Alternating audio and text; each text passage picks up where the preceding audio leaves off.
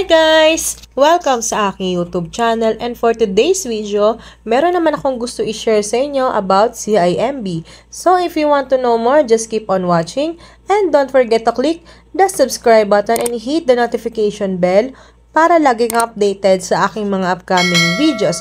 But before that, if you want to know more about Revi Credit or about CIMB Bank, so meron akong mga videos ito guys, kung paano natin ma-avail to, paano ba natin siya magagamit, at kung saan pa natin siya pwedeng gamitin. So ngayon guys, alam nyo naman na meron akong upload about Revi Credit, kung paano ko hindi na-approve, hanggang sa na-approve ako guys, up to 30,000 na credit limit dito kay Revi Credit. At alam nyo ba guys, na si Revi Credit ay under CIMB Bank, kung saan ay nakalink din siya sa ating GCash, which is si GSave. Kaya hindi na natin kailangan ng mga transaction fees kasi direkta na siya kung magkano ang laman ng CIMB mo, ay mag-appear din siya sa inyong GSave account.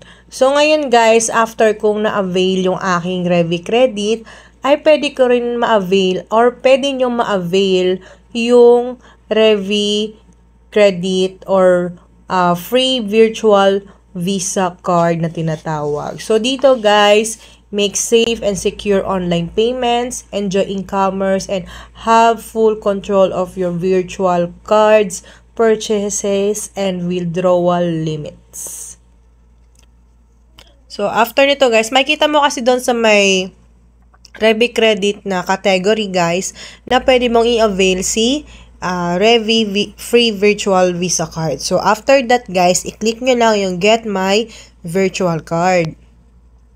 So pag na-click nyo na yun guys, at meron lang tong terms and condition, i-click nyo lang yung mga box, and i-click mo lang yung I agree. So dito guys, pwede ka rin pumili ng virtual card color mo, at pinili ko nga sa akin ay kulay red. Then after that, i-click mo yung activate my virtual card. So dito guys, lalabas na yung inyong Revi Visa card or virtual card, at makikita nyo na dito guys na meron ka ng 16-digit number at kung hanggang kailan siya, yung full name mo at yung visa. So dito naman guys sa bandang baba, kung makikita nyo yung show card details, pag clinic nyo yan guys, makikita nyo yung 16-digit dito sa may virtual card nyo, at saka yung CVV sa likod ng card. So dito naman, meron ka makikita na freeze card, replace, and close card. Kung gusto nyo rin ipa-close, gusto nyo ipa-replace, or ipa-freeze. So, pag clinic nyo naman yung card limits, makikita mo kung hanggang magkano yung kailan mo pwede gamitin sa isang linggo o sa isang araw na transaction. At dito sa card status ay active since nag-avail tayo nitong virtual Visa card. So, ito yung card limits niya guys. So, sa maximum amount per transaction is 50,000. And yung daily card payment naman is 150,000. So, dito guys, tatakpan ko lang yung aking card name at saka yung ibang details ng card number. Pero, pag clinic nyo nga yung gusto nyo makita yung card details, so dito yon. At kung gusto nyo siyang gamitin online, for online payment, so pwede. Ika-copy nyo lang yung card number at ita-type nyo lang yung valid through NCVV doon sa pwede yung pagbila na website through online. Example, ginagamit ko siya sa TikTok ko. Pwede ko ilagay itong Visa card details ko or sa other online shopping. Yan. Pwede nyo siyang magamit. Then, dito guys, makikita mo rin na kapag ginagamit mo siya dito kay Revi Credit account. So, makikita mo siya dito sa my virtual card. At dito kung napapansin nyo ay zero balance pa siya kasi hindi ko naman siya ginagamit pa. Pero noong mga sumunod na araw, trinay ko naman siya guys, at ayun nga, nagagamit ko naman siya.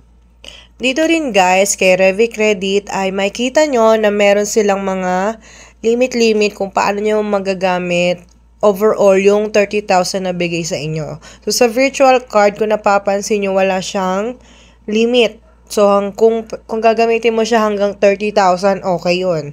So, sa bills payment, ganun din. Sa transfer, hanggang 21,000 lang. And then, sa term loan, ito wala pa to guys. Hindi mo siya magagamit talaga. So, ayan yung kinaganda ni Revi Credit or ni Revi Credit Virtual Visa Card. So, para ka talagang may credit card pero magagamit mo siya through online. Pero kung gusto nyo mag-request ng physical card, pwede rin naman. So, pipindutin nyo lang yung sa card and then may pipindutin lang kayo na request physical card. So, ayun lang guys. I hope na nag-enjoy kayo sa aking video for today. And thank you so much for watching. And don't forget to like, comment, and subscribe. Thank you so much. Bye!